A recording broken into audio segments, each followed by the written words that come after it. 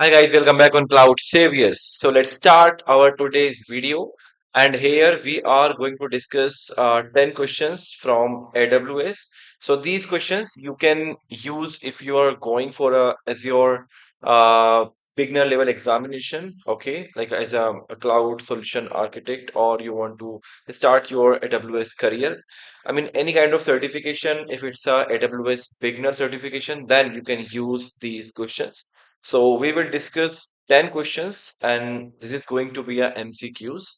So all of the answers or the options, whatever we'll be having in these 10 questions, we will discuss them one by one.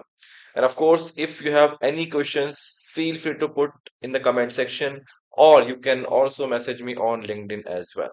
So let's start the video. First question you can see on your screen is which service is used for virtual servers in Amazon Web Services? Again, like we are discussing a very basics of Amazon Web Services, a very beginners level certification or beginners level questions. Okay, so options we have is S3. Okay, we all know like what is S3 and where we can use S3 bucket. Option 2, we have EC2 instance. Okay. Option C, we have RDS. Okay. Option 4, we have Lambda. Okay. So, that is the very basics one. I hope you all know the answers. Still, if you don't know, so let me tell you, the answer would be option number B, that is EC2 instance. Okay. So, if you are coming from any other cloud like MS Azure or I would say Google or any kind of other cloud like Alibaba Cloud. So like EC2 is like your virtual machine. It will give you compute power. Like whatever virtual machine will do for you, the same thing EC2 can do it for you. Okay. So in Azure, we call it virtual machine. On AWS, we call it EC2 instance. Okay. S3 is nothing. It is just a kind of a blob storage. If you're coming from, again, if you're coming from a SEO environment. So we call it blob storage.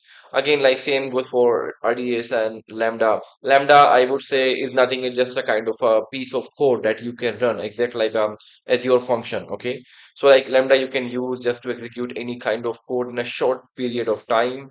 So the answer would be EC2 instance. Okay, let's go for question number two. That is the which AWS service is used for object storage. Okay.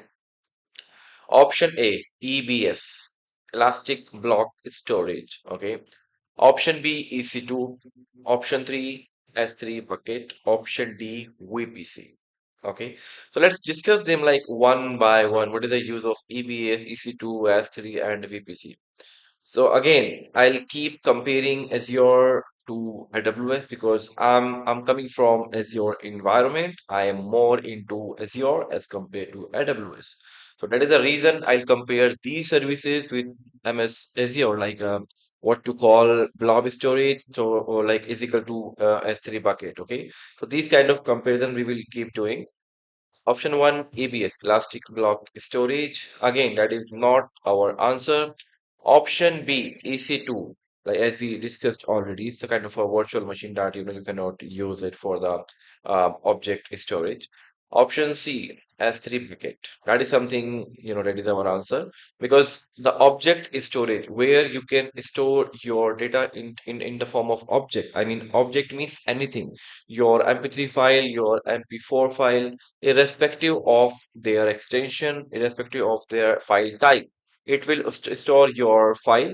So we call it S3. Okay. Option D, VPC. Again, virtual private cloud. We call it virtual network in Azure. So it's a kind of a networking, kind of a virtual private cloud. It's a kind of a VNet that you will get on the cloud. Okay. That is completely different thing. So the answer would be S3 bucket. Question number three, what does IAM stands for? That is the easiest one, okay? Option A, Internet Access Management. Nothing like that. Option B, Identity and Access Management. Option C, Internal Access Mode. Nothing like that. Option D, Instance Access Manager. I mean, we all know the answer. The answer is option B, that is the Identity and Access Management. Okay. So in Azure AD, we have some identities that we have to manage, like users, groups, and devices. So like IAM, the full form is Identity and Access Management. Okay. Question four we have is which service is serverless?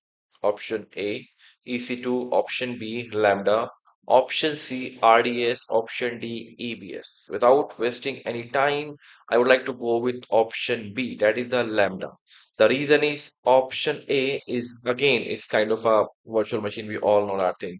Option C, RDS, no, wrong answer. It's a kind of a database. Option D, EBS, again, wrong answer. So like Lambda would be the like the equivalent of Azure function. So this function, this resource is serverless. Okay.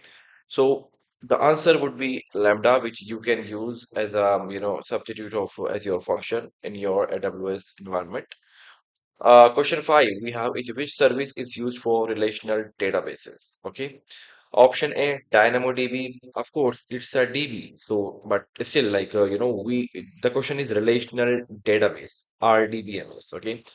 So let's just keep it on hold. Option A. Let's go for option B. That is the S3, like option C, RDS, option D, Redshift. Okay.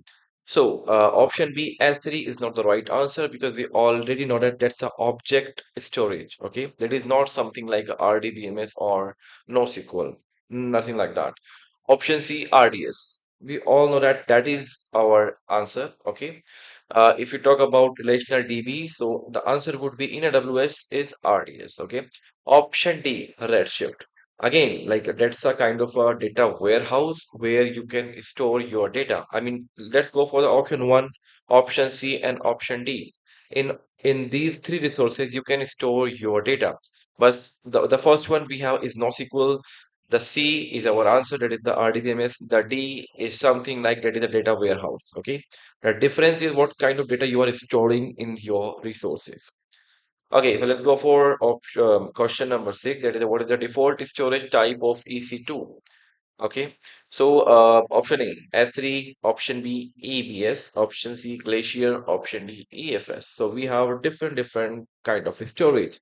Like we have life cycle management where you can store your data in some resource, then you can transfer it to the in next resource after 60 days, then to the next after 90 days, and something like that.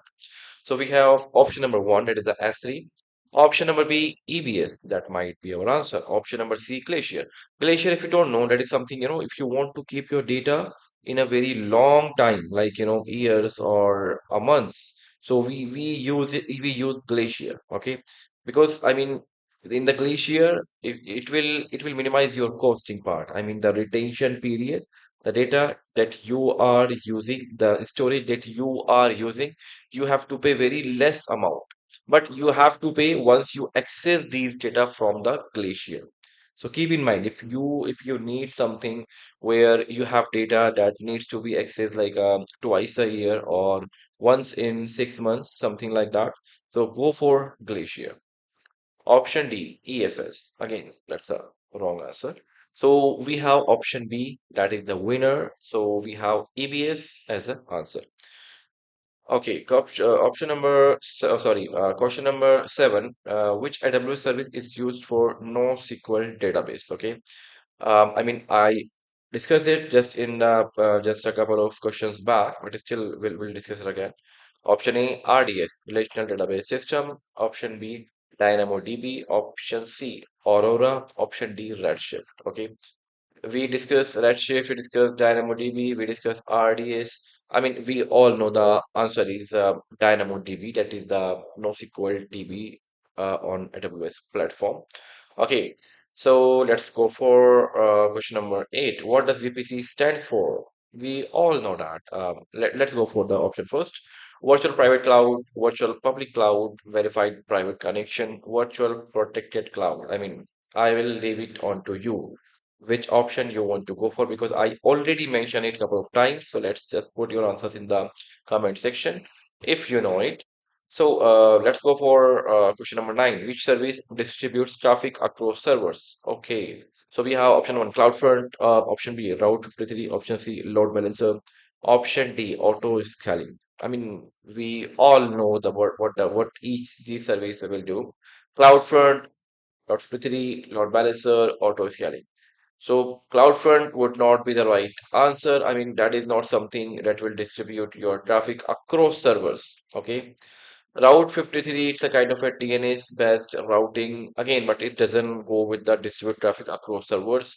The way easiest one, I would like to call it like a LB or load balancer. That should be our answer. Auto scaling is completely out of the box options. So the answer is the load balancer option C. Okay, the last question we have is which AWS service is used for DNS management? Route 53, CloudWatch, IAM on S3. I mean, I just mentioned like we use Route 53 for DNS based queries and for the resolution of DNS. CloudWatch we use for the monitoring or kind of a services that like you can use it. CloudWatch, yeah, correct. So option C, IAM, we already discussed this. S3 again, we discussed it. Okay. So that's all about our 10 questions. Still, if you have any queries, feel free to put in the comment section or message me on LinkedIn as well. I mean, I create videos on cloud, Azure, AWS, GCP, or we have the cloud as well.